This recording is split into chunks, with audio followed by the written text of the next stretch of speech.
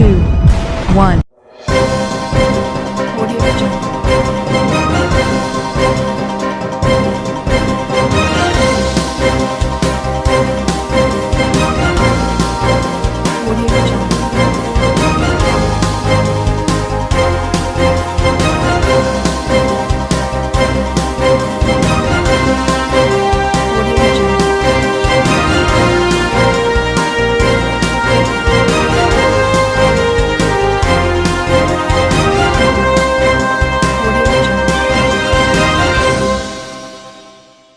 नमस्कार, मैं हूं नरेश राघानी और आप देख रहे हैं हॉराइजन न्यूज। हम अपना अधिकार मांगते नहीं किसी से भीख मांगते। रेलवे के निजीकरण के विरोध में भारत सरकार मुर्दाबाद के लगाए नारे।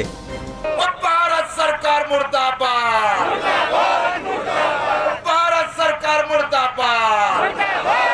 रेल कर्मचारी से मत टकराओ, मत टकराओ, मत टकराओ। हम अपना अधिकार मांगते नहीं किसी से भीख मांगते, हम अपना अधिकार मांगते नहीं किसी से भीख मांगते। भारत सरकार मुर्दाबाद, मुर्दाबाद, मुर्दाबाद, मोदी सरकार मुर्दाबाद, मुर्दाबाद, मुर्दाबाद, भारत सरकार मुर्दाबाद, मुर्दाबाद, मुर्दाबाद, मोदी सरकार मुर्दाबाद, मुर्दाबाद, मुर्दाबाद। प्रधानमंत्री होश में, होश में आओ, होश में आओ, प्रधानमंत्री होश में, होश में आओ, होश में आओ। मजदूरों से मत टकराओ, मत टकराओ, मत टकराओ, मजदूरों से मत टकराओ। मत टकराओ, मत टकराओ। रेलवे के निजीकरण को लेकर 150 ट्रेनों के 109 रेलगाड़ियों को निजी ऑपरेटर के माध्यम से चलाने को लेकर north western railway employees union ने केंद्र सरकार के खिलाफ मोर्चा खोल दिया है, जिसके तहत आज राष्ट्रव्यापी आंदोलन के चलते अजमेर में भी आंदोलन का शंखनाद हुआ। मंडल के मंत्री अरुण गुप्ता की अगुवाई में रेलवे कर्मचारियों ने फ्रेजर रोड पर रैली निकाली और केंद्र सरकार सहित प्रधानमंत्री के खिलाफ नारेबाजी की और कहा कि कोरोना काल में सरकार ने इसका गलत फायदा उठाया है और रेलवे का निजीकरण किया है। रेलवे भारत की जीवन रेखा है, इसका निजीकरण हम नहीं होने देंगे। आज 9 अगस्त क्रांति का दिवस है। आज ही के दिन सन 1942 में अंग्रेजों भारत छोड़ो आंदोलन की शुरुआत हुई थी और जिस तरीके से वर्तमान सरकार इस देश में सार्वजनिक उपक्रमों को बेचने का काम कर रही है, उसका निजीकरण कर रही है, साथ ही साथ इस देश की आम जनता की जीवन रेखा मानी जाने वाली भारतीय रेल के निजीकरण में तेजी से अपने कदम बढ़ाने का काम कर रही है। अभी हाल ही में भारत सरकार ने कोरोना संक्रमण के चलते इस विपरीत परिस्थिति को अवसर समझते हुए भारतीय रेल की 150 यात्री गाड़ियों का 109 मुख्य मुनाफे वाले रूट पर निजी ऑपरेटर्स के माध्यम से चलाने के लिए देश के पूंजीपति, उद्योगपतियों और विदेशी कंपनियों को 30,000 करोड़ का इन्वेस्टमेंट करने के लिए एक टेंडर नोटिस जारी करने का काम किया है। और इस सरकार की गतिविधियों के विरुद्ध ऑल इंडिया रेलवेमैन्स फेडरेशन ने आज 9 अगस्त के दिन रेल बचाओ देश बचाओ आंदोलन के तहत केंद्र सरकार जिद छोड़े नारे के साथ आगाज करने का काम किया है। और ऑल इंडिया रेलवेमैन्स फेडरेशन आज पूरे देश में 9 अगस्त का दिन निजीकरण के भारतीय रेल के निजीकरण के विरोध में मनाने जा रहा है। जगह जगह रैली, सभाएं, नुक्कड़ नाटक और विभिन्न प्रकार के विरोध प्रदर्शन के माध्यम से सरकार को रोकने और थामने का काम किया जाएगा।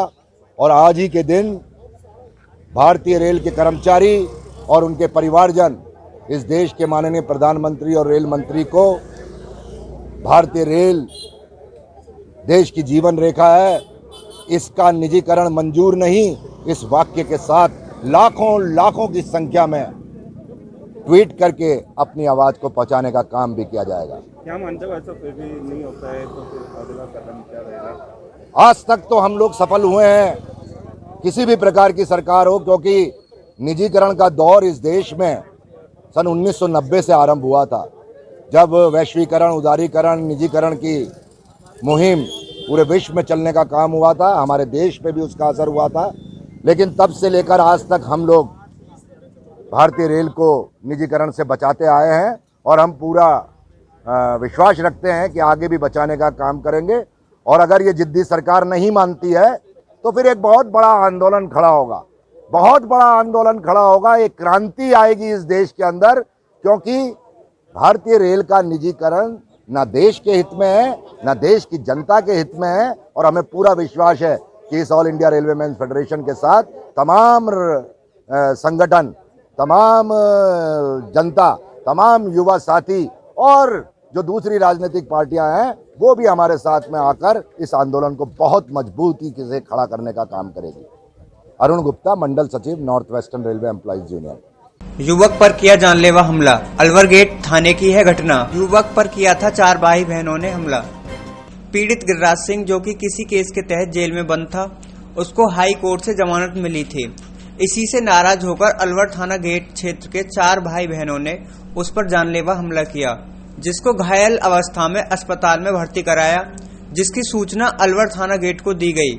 मौके पर पहुंची पुलिस ने पीड़ित का बयान दर्ज किया तथा दोषियों के खिलाफ कार्रवाई शुरू कर दी, जिसकी जानकारी अलवर थाना गेट एएसआई राजेश शर्मा ने दी।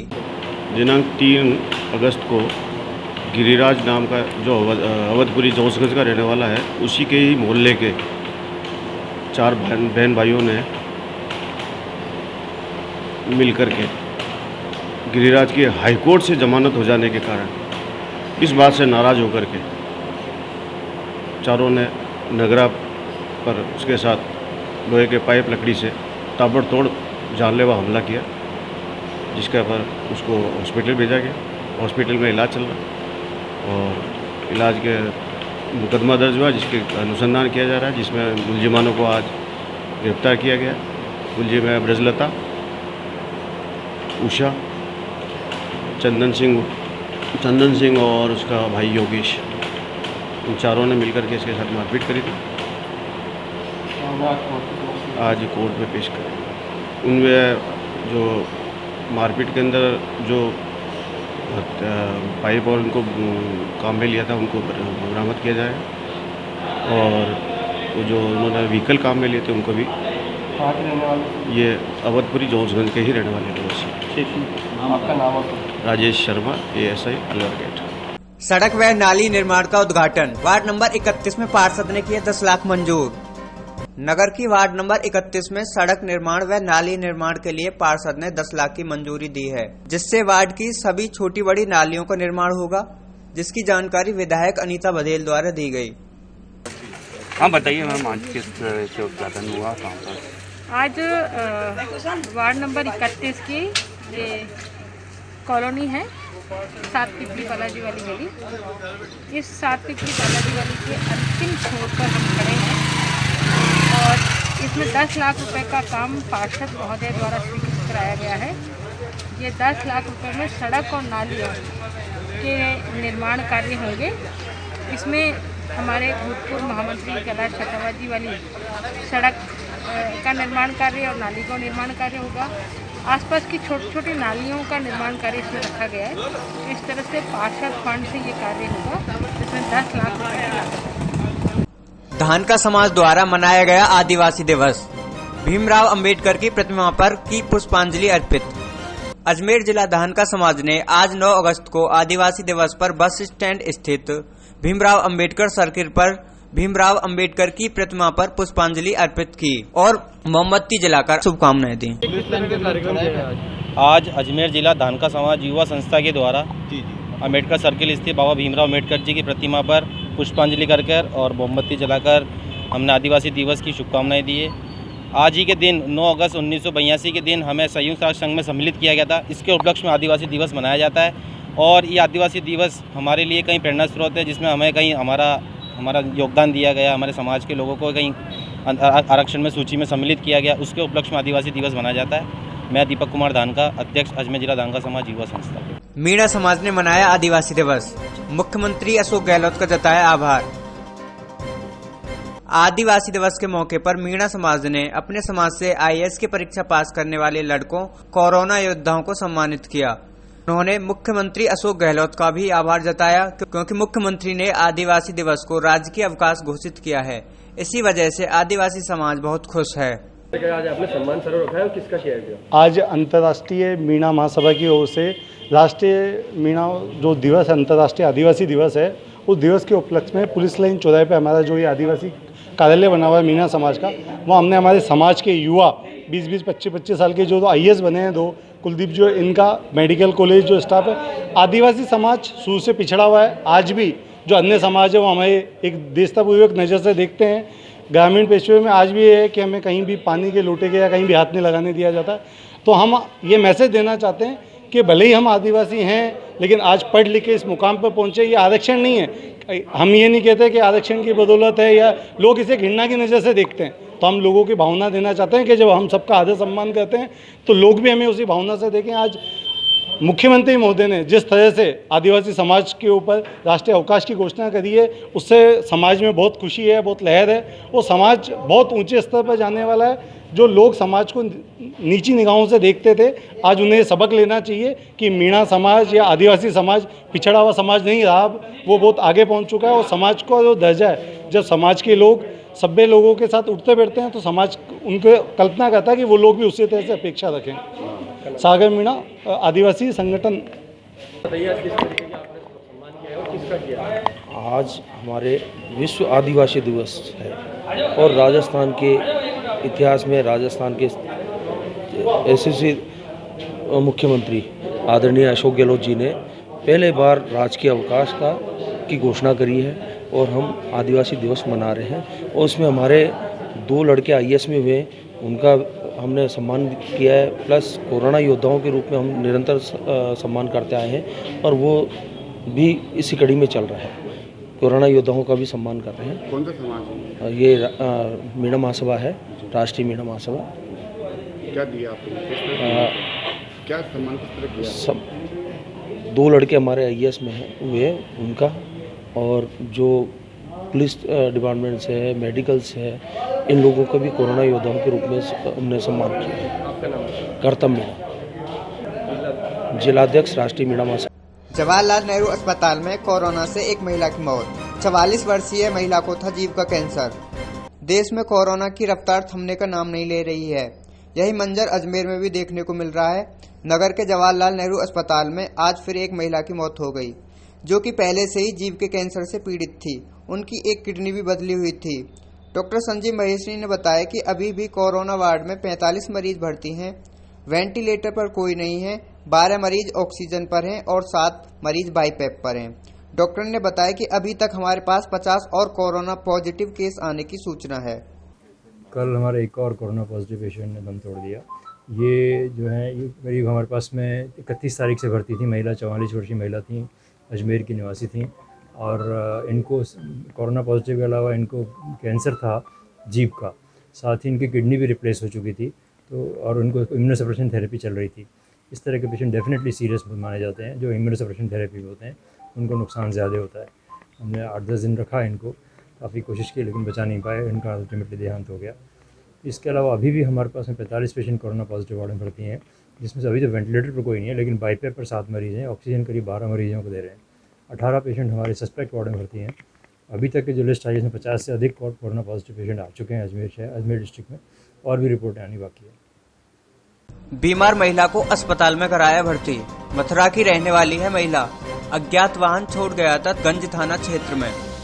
गंज थाना क्षेत्र के राजेंद्र प्रसाद ASO के अनुसार मथुरा की रहने वाली सबीना, जिसका कोई जानने वाला नहीं है। पुलिस के अनुसार उन्हें सूचना मिली थी कि राजेंद्र प्रसाद घाट पर एक महिला बीमार अवस्था में है, जिसे कोई अज्ञात वाहन गंज थाना क्षेत्र में छोड़ गया था। मौके पर पहुंची पुलिस ने उसको अस्पताल में भर्ती कराया है। पुलिस थाना गंज पे सूचना मिली थी किसी महिला कोई बीमार अवस्था में है, राम प्रसाद घाट पर है। इस पर मैं मौके पर पहुंचा, राजेंद्र प्रसाद ASO। अब इसको तबीयत खराब है, हॉस्पिटल ले जा रहा है। इसको नाम केवल इतने बता रही है, सभी ने नाम बता रही है और मथुरा के रहने वाले बता रही है। इसके अलावा कोई एड्रेस वगैरह नहीं बता रही है। यहाँ पर कैसे छोड़ के गई? यहाँ कोई अज्ञात वाहन छोड़ के गया है। 108 एम्बुलेंस कॉल किया और एम्बुलेंस आई है। अब एम्बुलेंस में जा रहा है, जलन हॉस्पिटल ले जा रहा है। ठीक है, ये देखा थोड़ी उसको हमने कहाँ पर पड़ी हुई थी, ये यहाँ पड़ी हुई थी। यहाँ से फिर हमने वहाँ छाई में कर दी। फिर क्या, फिर हमने पुलिस ने इतना कर दिया, उसका करेंगे। पुलिस आई है। आपने इतना कितने बजे किया था पुलिस को? अभी आज 2 घंटा पहले। और पुलिस मौके पर हथवत पड़ गई? हाँ, हनुमान जी हथवत। मेरा नाम आजाद था। अजमेर के जिला कलेक्टर पर आज कांग्रेस सेवा दल ने राष्ट्रपति के नाम सौंपा ज्ञापन। भाजपा पर पार्टी तोड़ने का लगाया आरोप। राष्ट्रपति से की लोकतंत्र बचाने की मांग। कांग्रेस सेवा दल के मेंबरों ने जिला कलेक्टर को राष्ट्रपति के नाम ज्ञापन सौंपा। बीजेपी पर तानाशाही रवैया अपनाकर कांग्रेस को तोड़ने का आरोप लगाया और कांग्रेस की सरकार को अस्थिर करने का आरोप भी लगाया। उसी के खिलाफ आज क्रांति दिवस पर लोकतंत्र को बचाने के लिए एक तिरंगा रैली निकाली, जो डाक बंगले से जिला कलेक्टर तक थी। राजस्थान प्रदेश कांग्रेस कमेटी के आह्वान पर राजस्थान प्रदेश कांग्रेस सेवा दल के प्रदेश अध्यक्ष श्री एम सिंह जी शेखावत के निर्देशानुसार पूरे राजस्थान में सभी जिला मुख्यालयों पर जिस तरह से भाजपा अपनी तानाशाही रवैया से माननीय प्रधानमंत्री नरेंद्र मोदी और अमित शाह मिलकर जिस तरह से कांग्रेस की सरकारों को अस्थिर करने का काम कर रहे हैं, कहीं न कहीं अपनी विचारधारा थोपने का काम कर रहे हैं, उनको अस्थिर कर रहे हैं। खरीद फरोख्त आज तक इस लोकतंत्र के इतिहास में ये रहा है कि आज तक कभी ऐसे काले अध्याय देखने को नहीं मिले जो आज देखने को मिल रही हैं। बाड़ाबंदी उनके कारण होने को लोगों को मजबूर होना पड़ रहा है। देखिए किस तरह से लोकतंत्र में जिनको बहुमत मिला है, वो सरकारें चुनी हुई हैं, उनको गिराने का ही प्रयास करते हैं लोग। उसी के कारण आज कांग्रेस सेवा दल ने क्रांति दिवस के उपलक्ष्य पर लोकतंत्र बचाने के लिए तिरंगा रैली का एक आयोजन किया है और जिसमें मैसेज देने का काम किया महामहिम राष्ट्रपति महोदय को ज्ञापन देकर, आके इन लोगों को समझाएं, इन लोगों पर अंकुश लगाएं और लोकतंत्र की रक्षा करें। जिला मुख्य संगठक एडवोकेट देशराज मेहरा। विस्तार से पढ़ने के लिए लॉगिन करें horizonn.com, सच के साथ।